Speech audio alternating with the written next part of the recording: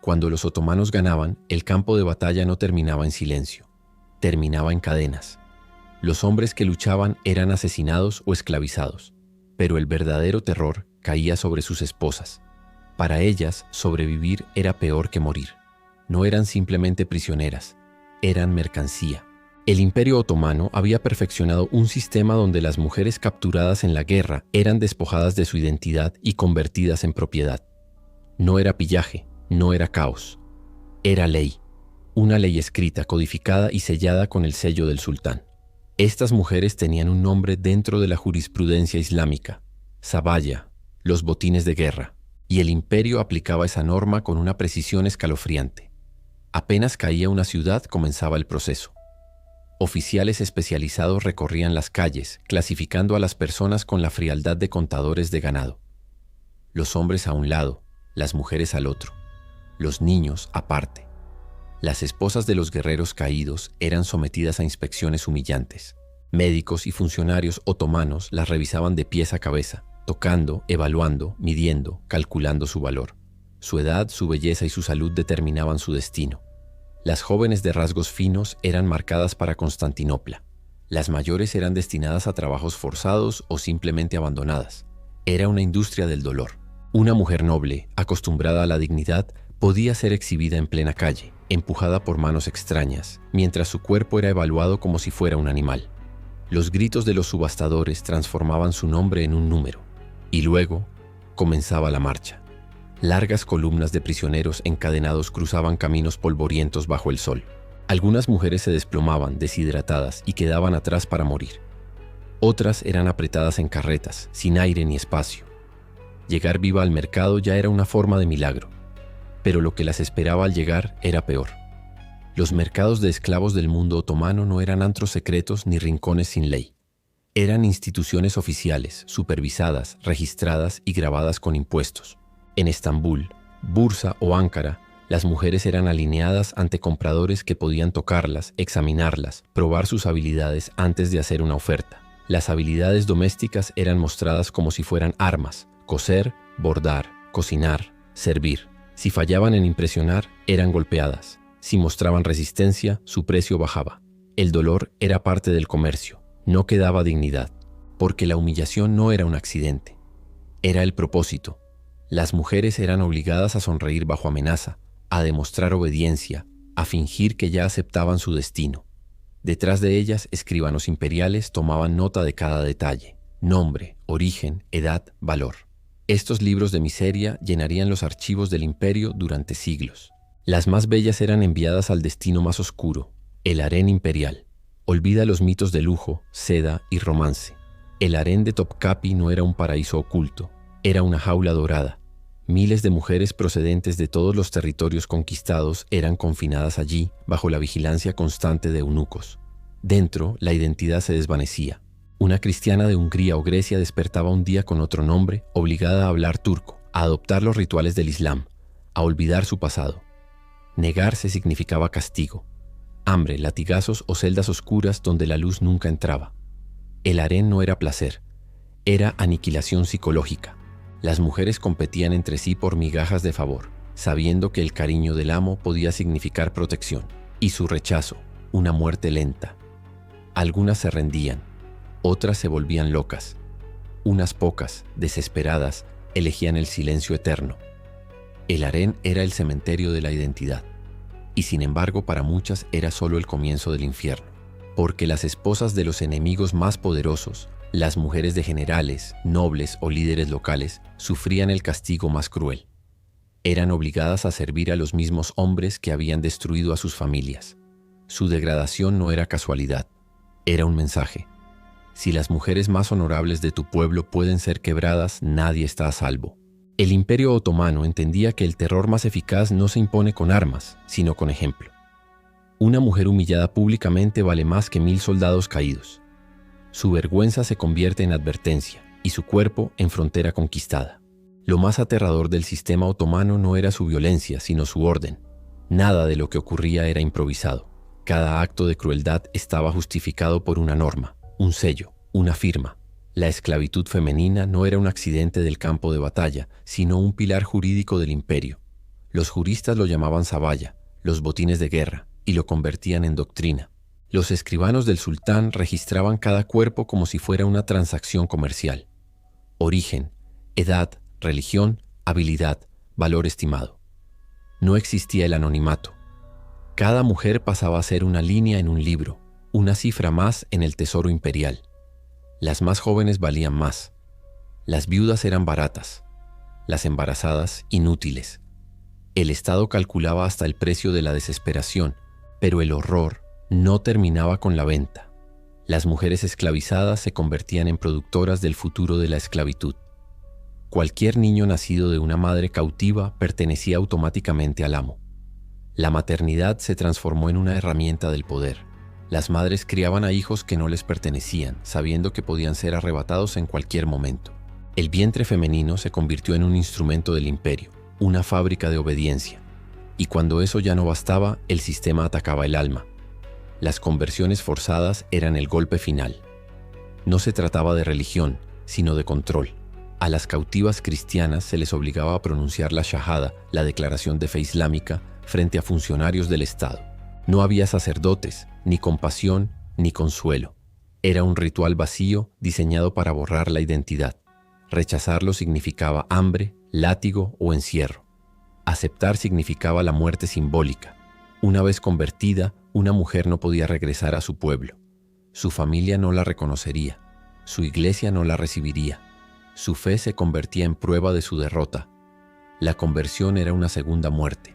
Una vez pronunciadas las palabras, su pasado desaparecía. Ya no era cristiana, ni húngara, ni griega, ni armenia. Era propiedad del sultán. Incluso si escapaba, no tenía a dónde volver.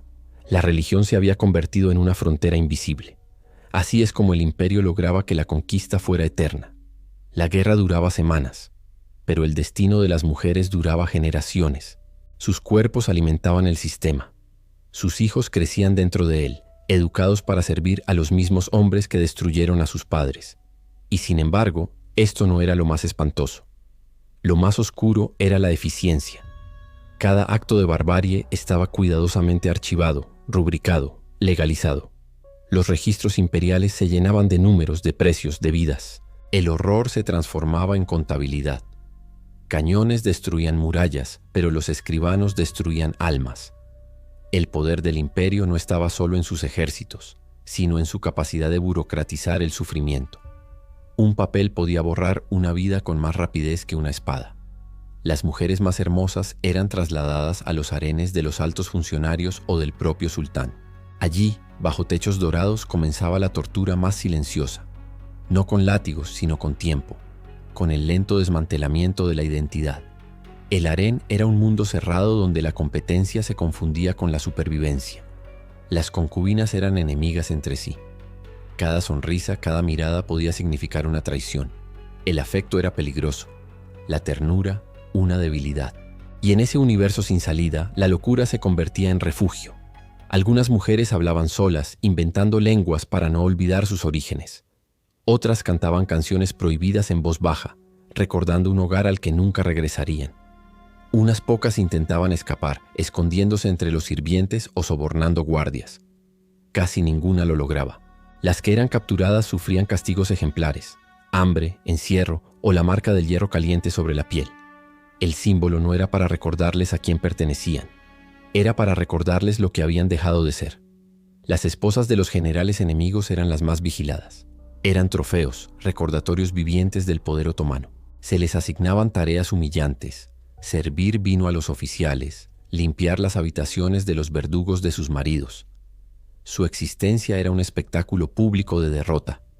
El mensaje era claro: si las mujeres nobles de tus tierras pueden ser convertidas en sirvientas, entonces tu nación entera pertenece al imperio. Pero lo más perturbador era lo que nadie veía. En los sótanos de los palacios, bajo los mármoles y las alfombras, se encontraba el verdadero infierno. Un lugar donde la historia dejó de escribirse, porque lo que allí ocurría era demasiado monstruoso para ser contado. El imperio no se conformaba con dominar en privado. Quería que el mundo viera, que el miedo se convirtiera en espectáculo. Las mujeres capturadas no eran solo esclavas, eran advertencias vivientes. Cada una representaba la derrota de una ciudad, de un pueblo, de una fe. Cuando una ciudad resistía demasiado, el castigo comenzaba con la humillación pública. Las esposas de los jefes derrotados eran arrastradas por las calles, desnudas o semidesnudas, golpeadas, expuestas ante los ojos de sus propios compatriotas. Los soldados reían, el pueblo miraba en silencio. Su dolor se convertía en un mensaje. Así termina quien se atreve a desafiar al sultán. Después venía el fuego. Los hierros ardientes marcaban la piel de las mujeres con símbolos del imperio. No era una marca de propiedad, sino de aniquilación. Una señal de que su cuerpo ya no les pertenecía. Una cicatriz para borrar su pasado. A las mujeres nobles se les imponían castigos aún más crueles. Las que alguna vez se sentaron junto a reyes eran ahora obligadas a limpiar los pisos de los barracones otomanos. Las esposas de comandantes servían comida y vino a los mismos oficiales que habían degollado a sus maridos. Su degradación era intencionada, meticulosamente planificada. El imperio sabía que destruir la dignidad era más eficaz que destruir el cuerpo. Y a veces la muerte no llegaba rápido. Algunas eran encerradas en jaulas de hierro colgadas en las puertas de las ciudades, para que todos las vieran morir lentamente bajo el sol, bajo la lluvia, convertidas en estatuas de sufrimiento. El aire se llenaba de su olor, y los habitantes entendían sin palabras lo que significaba desafiar a Estambul. Pero había un castigo aún más terrible, el destinado a las madres. Las mujeres que habían dado a luz a los hijos de líderes caídos eran consideradas una amenaza. El imperio temía los linajes, las venganzas futuras. Por eso, los niños eran arrebatados de los brazos de sus madres. Algunos eran vendidos, otros ejecutados ante sus ojos. Una madre obligada a presenciar la muerte de su hijo comprendía el mensaje: no existirá mañana, ni para ti ni para tu sangre. El tormento no terminaba con el cuerpo. Los oficiales otomanos descubrieron un tipo de crueldad más profunda, la psicológica. Algunas mujeres eran forzadas a elegir entre sus hijos. Uno debía vivir, otro debía morir. Ninguna decisión las salvaba. El propósito era destruir el alma. Otras eran mantenidas con vida solo para ser testigos del asesinato de sus familias. Su vida se prolongaba como experimento. Los verdugos observaban sus reacciones como si estudiaran un fenómeno natural. Cada lágrima, cada silencio era un trofeo. Y todo esto se escribía. Los cronistas del imperio anotaban cada ejecución, cada castigo, cada conversión. La crueldad se transformaba en archivo, en prueba de poder. Los pergaminos eran las verdaderas cadenas. Hubo castigos más perversos todavía. Algunas mujeres fueron usadas como armas políticas. Las viudas de comandantes derrotados eran enviadas de regreso a sus ciudades, convertidas en portadoras del miedo. Obligadas a convencer a su pueblo de rendirse, sobrevivían, pero a costa de su alma. Sus ojos ya no miraban con vida. Eran sombras del imperio caminando entre los suyos. Otras fueron convertidas en entretenimiento.